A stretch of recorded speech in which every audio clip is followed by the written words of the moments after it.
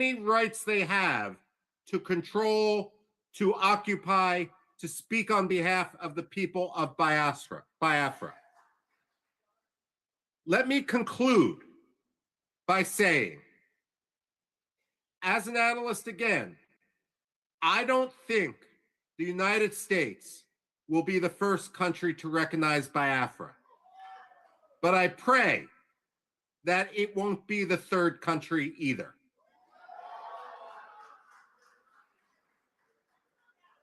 Biafra to move from Finland and to lobby vociferously night and day in order to ensure that the African Union recognizes that Biafra is already more organized, already more capable of statehood, already will have a higher standard of living, already will be at peace with itself and its neighbors more than many other African countries. And therefore, it will be a boon to Africa, a boon to the African Union, a boon to the spread of democracy in the region, an anchor for stability in the region, in an area that is increasingly unstable, especially as people come from the north in order to destabilize. So let me conclude by saying, with my very short remarks, that I wish I could be with you there today. Family prevented me from coming, but I admire what you're doing, I follow what you're doing, and I pray for what you're doing. Long live Biafra.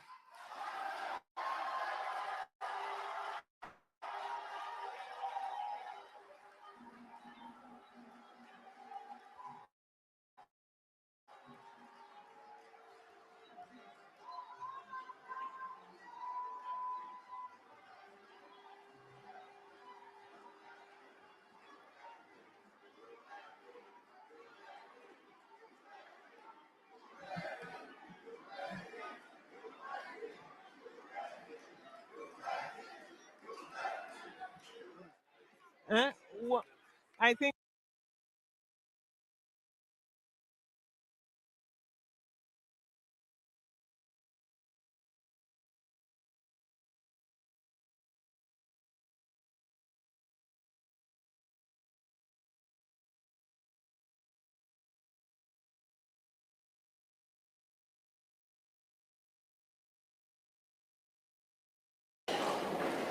we are here for our freedom because it's our right. And today is our first congressional briefing. And we have our special guest here. We Biafrans are familiar with who he is. He's someone who advocates for freedom, human rights, and also religious rights. We have our special guest, Marco Ruby. And Ruby is Senior Fellow, American Enterprise Institute. Thank you, Marco.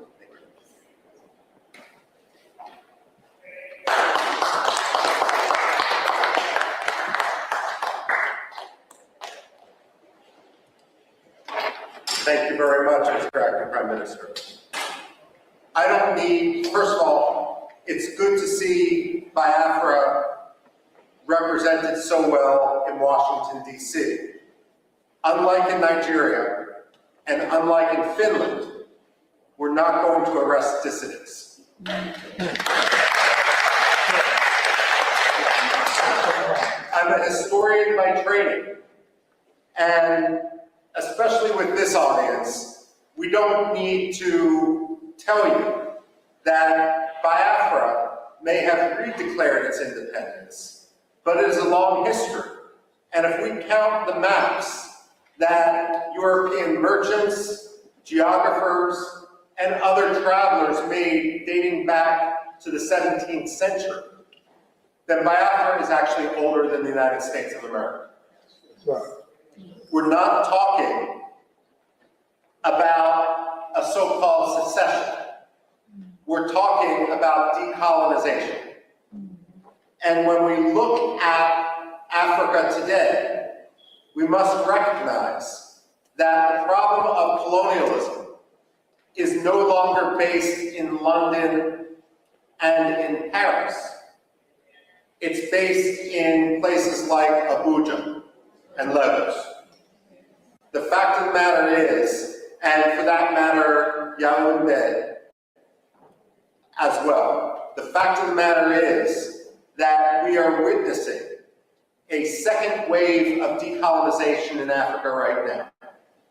Biafra, Amazonia, Somaliland are at the front line of a struggle for freedom, religious freedom, as well as simply personal, economic freedom, political freedom. The fact of the matter is, though, when we talk about that front line of colonialism, Biafra, Amazonia, Somaliland, we're also talking about a response to genocide. The fact of the matter is, when we look at the modern history of Biafra and we see some of the key figures represented on this podium, and it's so appropriate that we're sitting here in a room dedicated to Veterans Affairs, to honor the veterans of the Biafra struggle. The fact of the matter is that they did not start the struggle for Biafran rights. Nigeria did. Nigeria has agency. They have decision making. No one forced Nigeria to undertake the pogroms of 1966. That was a decision that was made in Lagos. And what we have seen, the struggle for freedom in Biafra, is a natural response to the repression, which is now more than 60 years old inside Nigeria, and especially with regard to Biafra. Now, we can talk about genocide, and unfortunately, what has occurred in Biafra in the late 1960s and so forth, isn't the only case of genocide that the 20th century has seen. But what makes the history and the recognition of the Biafran genocide so important is this. When the Jews suffered the Holocaust, Germany afterwards acknowledged the Holocaust. The ideology that led to Nazism became stigmatized. Yes, there are still Nazis today, but it is an ideology which is outside the realm of acceptable belief. The problem with genocide denial isn't simply a denial of fact, a denial of history. But when you don't acknowledge the genocide, then what you're actually doing is throwing a life raft to the ideology upon which that genocide occurred. So when you have someone like the late Muhammadu Buhari, whose hands were covered in blood from the events of the Biafra genocide, rise to the presidency of Nigeria without anyone acknowledging his role, that simply perpetrates and legitimizes that genocide. Now, when it comes to genocide denial, I also have this to say. When people debate foreign policy in the United States, one of the progressive slogans that we hear time and time again is no blood for oil. Well, I have a message for Alexander Studd. No genocide for oil. Finland has been a disgrace. Stubb has kowtowed to Turkey at the expense of the Kurds, at the expense of other dissidents, for the sake of getting Turkey to lift its de facto veto for Finland's NATO membership. Now he's kowtowing to the Nigerian government by arresting Simon Ekpa for the sole reason of advocating against genocide and of providing, frankly, at this point, the only reasonable way forward given the actions of the Nigerian state. Now, we can't engage in wishful thinking, and unfortunately that has been the problem in the United States. I would argue that Europe is more engaged in a cynicism where they simply want Nigeria's oil, and let's be frank, it's not Nigeria's oil. It's Biafra's oil, the Delta region and so forth. The fact of the matter is they feel it's easier to have a relationship with a dictator, and they're going to look the other way. Never let the Europeans pretend that they stand as a representative of human rights when they act in such a cynical, racist, and way that is so contrary to life, liberty, justice, freedom, political rights. The fact of the matter is the Europeans need to be called out each and every day for that. Finland, especially.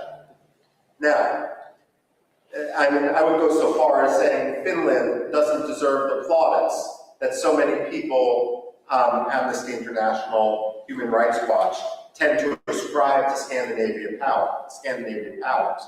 I would today argue that through its actions behind the scenes, by laundering the Nigerian government, by allowing, by cynically using this mantle which it had developed over decades as a protector of human rights, that Finland has become one of the most cynical promoters of human rights abuses, on par with Russia, with China, and with others. The only difference is Russia and China are much more open about what they're doing. Finland thinks they can have it both ways. Now, when it comes to the United States, however, the United States isn't blameless. We have two problems here. The first is the problem of the American perception of history. Whether you're Republican, whether you're Democrat, I don't care. And the fact of the matter is Biafra, like Cyprus, like India, should be a bipartisan cause. There's nothing partisan about freedom and liberty. And I say that as someone who personally is a Republican, but I was a Congressional Black Caucus Foundation fellow, working for the late Congressman Bill Gray, who was a Democrat. So I say this not just as wishful thinking, but someone who truly believes in the importance of principle and its triumph over cynical partisanship. But let's face it, both the Republicans and the Democrats have a problem, and American society in general, and that's our general ignorance of history. In our own political culture, whether it's a Republican coming in after years of Democratic power or a Democrat coming in after years of Republican power, there's a tendency to believe that history is only 4 or 8 years long, and that every president who enters the Oval Office or Secretary of State who enters that 7th floor of their office of the Dwight D. Eisenhower building in Foggy Bottom, that they can somehow have a tabula rasa, that the past doesn't matter. Well, let me set the record straight. The past does matter. The past can't be forgotten. And we wouldn't be here today if it weren't for repeated efforts to work within the system, only to be crushed by Nigerian corruption, Nigerian dictatorship, and Nigerian cynicism. And if I may, Nigerian religious animosity on the parts of some sectarian communities. Now, one problem, of course, is then that U.S. historical ignorance, and this is where it's so important for the Biafrans to really rally, to meet with Democrats, to meet with Republicans, not to meet and spend all those times meeting with those who agree with you, but actually concentrating their efforts on those who disagree. The fact of the matter is, Americans need an education in history, and they need an education in history quickly, because the price of American ignorance is going to be tragic and more killings in Biafra. Now, that's one problem. The other problem is the tendency of the United States to engage in wishful thinking. There are two types of ambassadors that the State Department sends abroad. And I'm not talking about professional ambassadors, civil service, foreign service versus political appointees. There's some good political appointees, there's some bad political appointees, and the same thing is true with the professional foreign service. But among ambassadors, however they get their job, there's two general styles. One style, and we've seen this too often in Nigeria, and I can name other places where we've seen this, the Democratic Republic of Congo, Somalia as well, takes an ambassador, and that ambassador believes that the best way to represent American interests is to ingratiate themselves to a dictator, to have zero tension with that dictator, and that oftentimes means amplifying that dictator's propaganda, his rhetoric, to his face. Well, the State Department should realize and should recognize that dictators have no shortage of sycophants. It shouldn't be the job of American ambassadors to join the sycophants.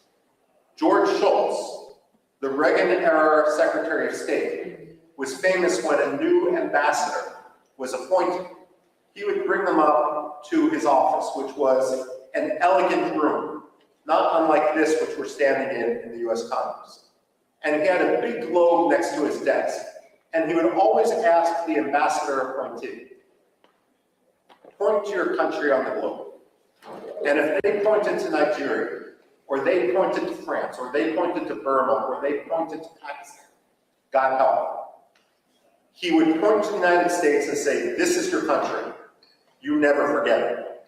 When we send ambassadors abroad, their job should be to speak truth to power. It shouldn't be to kowtow to a dictator. And if that means calling out Nigeria for its abuses in Biafra, for its abuses of religious freedom, so be it. It may mean you're not going to get invited as the ambassador to this reception or that state dinner. Well, that's the price of being an ambassador and being truthful. Your job isn't to make a dictator feel good. It's to promote American interests as a US ambassador. And one of the top American interests is religious freedom. The reason why religious freedom should be such a top priority is it really is the canary in the coal mine. It really is the metric by which to see whether a dictator's rhetoric and actions meet. When former Secretary of State Antony Blinken went to Nigeria and he met with the late Muhammadu Buhari, and he removed Nigeria from the religious freedom watch list, that was wishful thinking. It didn't make Nigeria a better place. It didn't stop the killings in Biafra. It didn't stop the killings elsewhere in Nigeria. All it did was signal to the Nigerian government that they could quite literally get away with murder. Wishful thinking has consequence. The United States also needs not to believe its own spin and not to try to force, cynically use the Biafran issue to advance its other causes. So, for example, I don't know how many times I've talked to people who are partial to the Nigerian government in the United States and will accept the Nigerian lies. And they will say that what we see happening in the Southeast has nothing to do with religious hatred, with religious intolerance on the part of the Nigerian government. It's all about climate change. Let me tell you this, and I've actually said this to the State Department. Climate change does not charter buses in order to ship Fulani militiamen into Biafra to kill Christians. That's not China, that's not climate change.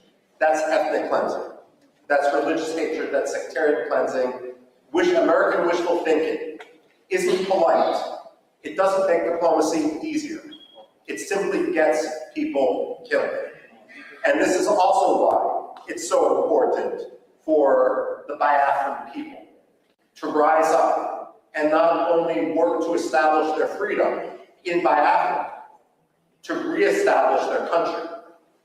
It's also important for them to educate Americans. Now, as many of you know, my background and what I did when I worked at the Pentagon actually focused much more in Middle East history. That's what my PhD is in, and so forth. And having worked for more than 2 decades on issues that have some parallels, let me say this, and this may be controversial to say. Nigeria can't always be the enemy. And the reason I say this is, while Biafra must be free, there can be no compromise on it. At the same time, an independent Biafra is only going to thrive when Nigeria, its neighbor, is at peace with itself and with its neighbors. The fact of the matter is, the Biafrans are an engine of democracy.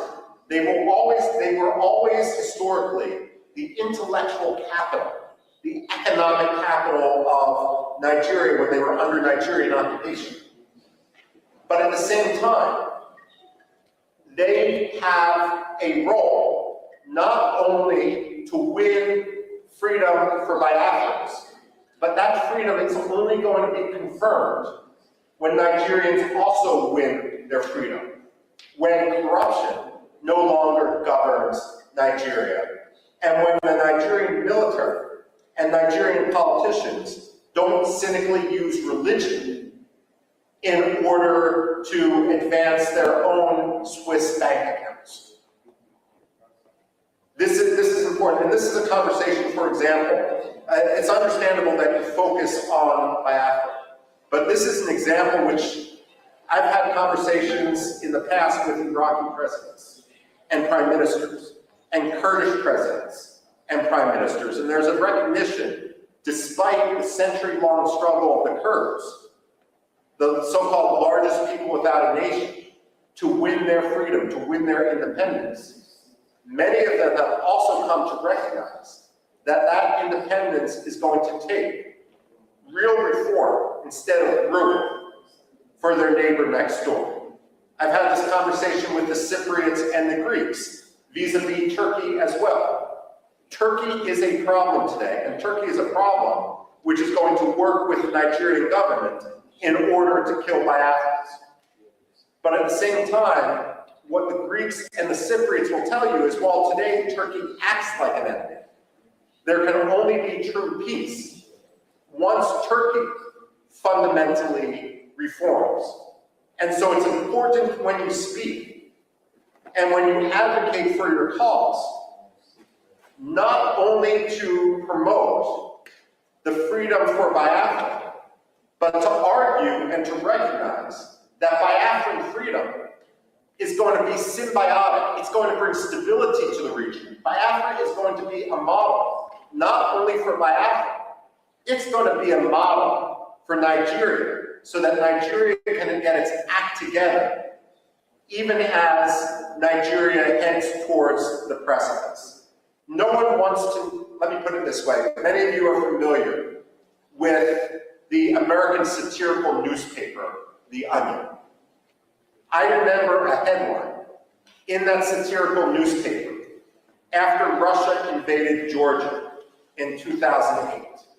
It was a fake announcement by Condoleezza Rice, the Secretary of State, who was arguing that U.S. position is that no American allies should border Russia because it was just too difficult. The fact of the matter is, she was warning allies not to border Russia as if they have a choice. The fact of the matter is, it's in no one's interest. It's always going to be a problem for occupied Biafra and for independent Biafra to border a failed state, to border an irredentist state, to border an aggressive military dictatorship. Independent Biafra is going to need to recognize that as Nigeria fails, and let's face it, today it's a failing state. It's a building, it's a 10-story building that's ridden with termites. The fact of the matter is that every military leader inside Nigeria is going to try to distract their own Nigerian public by trying to whip up a frenzy against Biafra. So on one hand, you need to be prepared for that. And you recognize this because this is your history. But on the other hand, if there can be fundamental reform in Nigeria, then ultimately you will thrive and be the most prosperous country in Africa.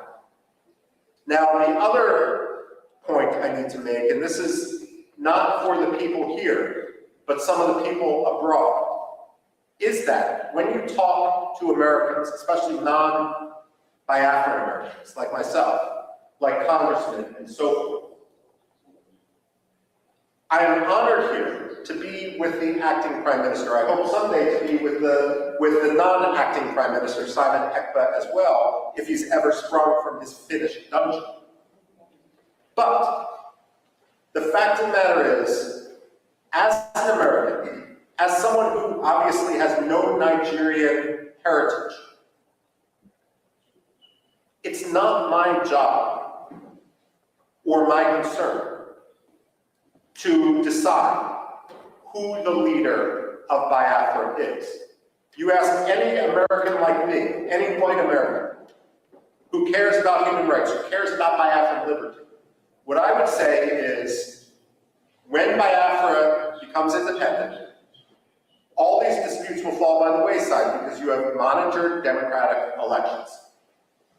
But if anyone starts to attack other Biafrans in the presence of European politicians, American politicians, United Nations diplomats, they are essentially creating treason against Biafra.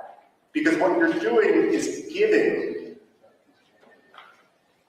evidence to your enemies that Biafra isn't serious. Now, let me give you one example. When I came to Washington and began working in foreign policy in 1999, one of the first people I met was a gentleman named Barham Saleh. He was the Washington representative of the Patriotic Union of Kurdistan. Now, the Kurds, I've referenced before, they're split between 4 different countries, so Biafra's a little bit luckier than this. At the same time, the Kurds in Iraq, in northern Iraq, are divided between 2 major political parties. One was Jalal Talabani's Patriotic Union of Kurdistan.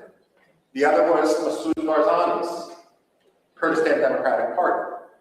And between 1994 and 1997, these 2 Kurdish parties fought a civil war to suggest that anger among the Kurds wasn't high would be an understatement.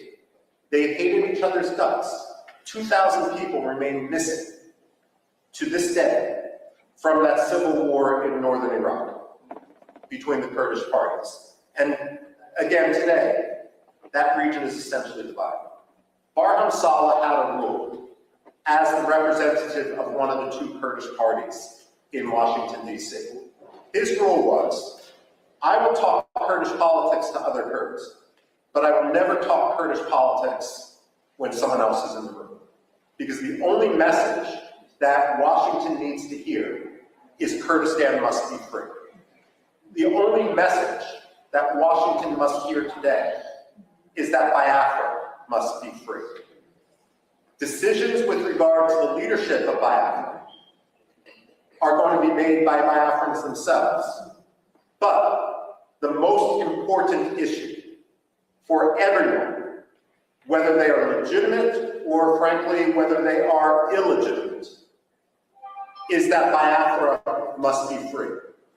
Don't tweet against your political adversaries. Take the high road.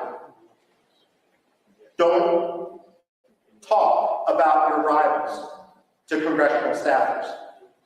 And if your rivals talk about you, you may feel that it does you a disadvantage. Let me assure you, it does not.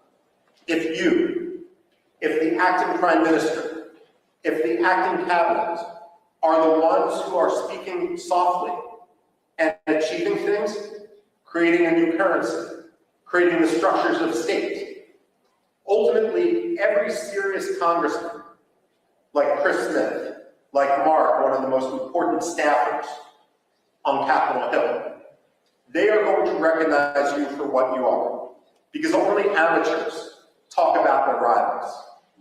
Those who are legitimate, those who are serious, those who are here today are the people who advance their cause. And make no mistake, momentum is on your side. So I speak here today, and I'm concluding my remarks right now, by thanking you for your activism, by welcoming you to the halls of Congress, where you are free to talk to anyone, and you don't need to risk arrest, because again, your words we're not in Finland. We don't have to talk about the Helsinki standard. The fact of the matter is, I hope to be here when the United Nations General Assembly recognizes Biafra as the 55th or 56th African state. And I have absolutely no doubt that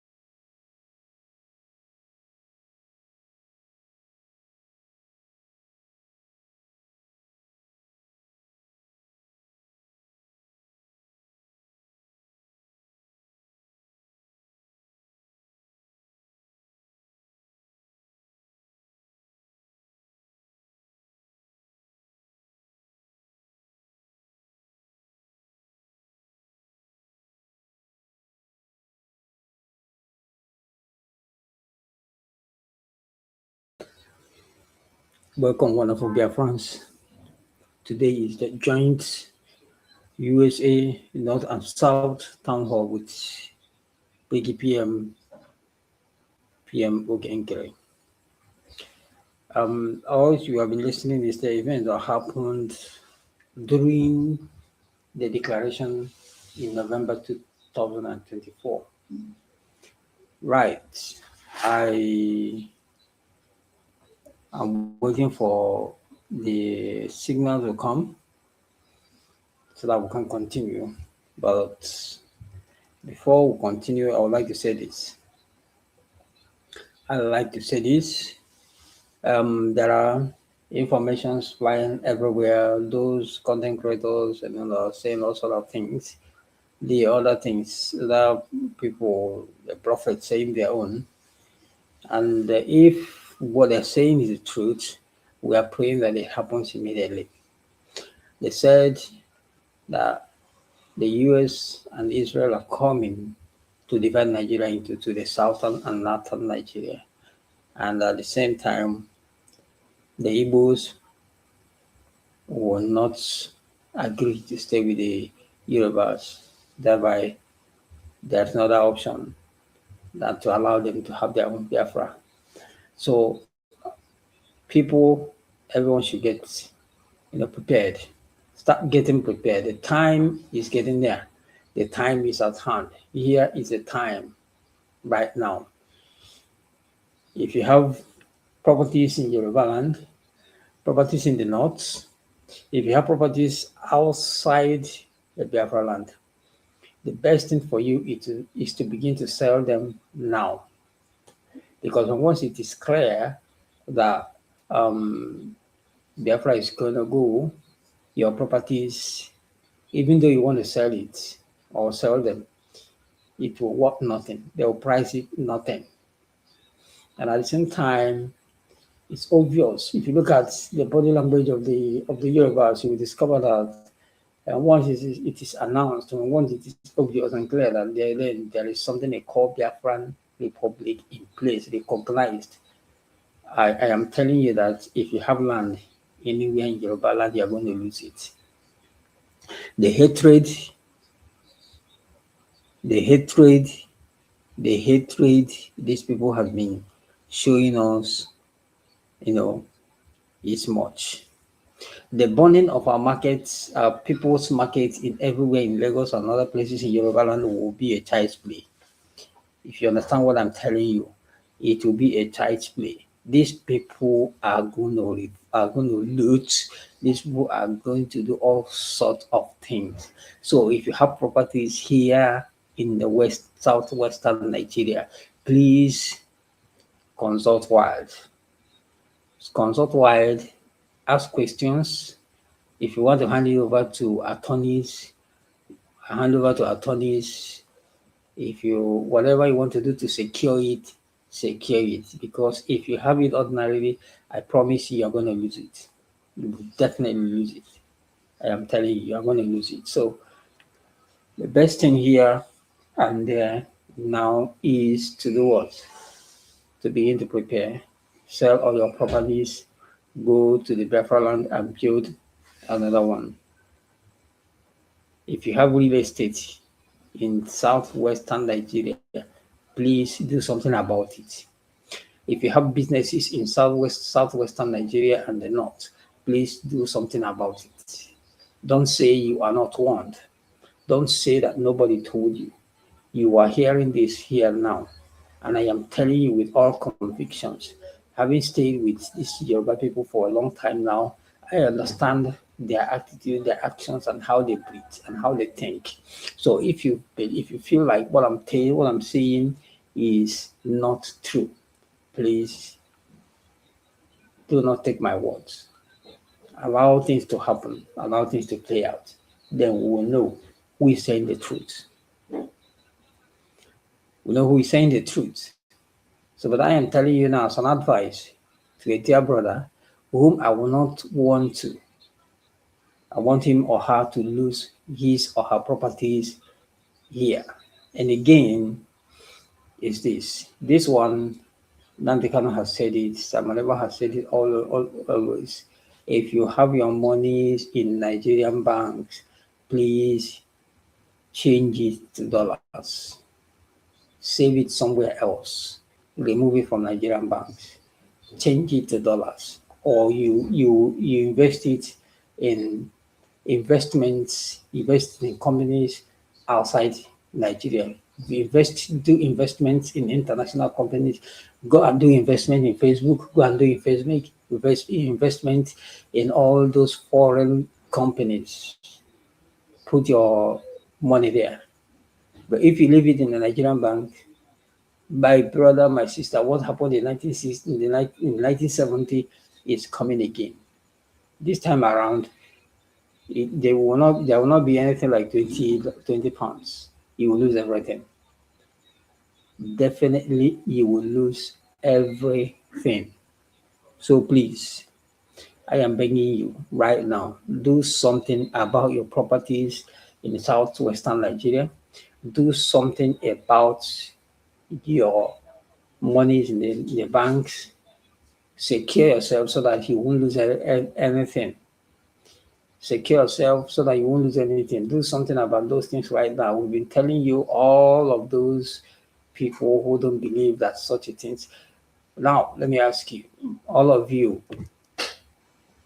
who doesn't have ears to listen, do you believe that at any time, at any point, that the Biafran cause will get up to this level, even up to the Trump table or Netanyahu's table? Do you believe it? So if you continue denying or living in denial, If you continue saying nothing will happen, then when it happened, please take heart. I tell you sorry in advance because it must surely happen, because it will definitely happen. So a candid advice is what I am giving you at the moment as a brother, as an Igbo man, as a Southeasterner, and as a Biafran, so that at the end of the day you won't cry had I known. Because had I known it's coming swiftly around the corner, and a lot of people will cry. Those who don't want to believe, those who don't want to hear, those who don't want to listen to anything that has to do with issues, they will cry. They will cry had I known. So to avoid crying had I known, please, can you do something about your properties in the southwestern Nigeria now? Can you do something about your monies in the bank? These are two special things. Because if you fail to do something about these two items, two things I'm talking about here, my brother, my sister, there is nothing that will save you from crying had I known. There is nothing that will save you from crying had I known. Definitely you must cry had I known. Definitely you must regret it. Because as much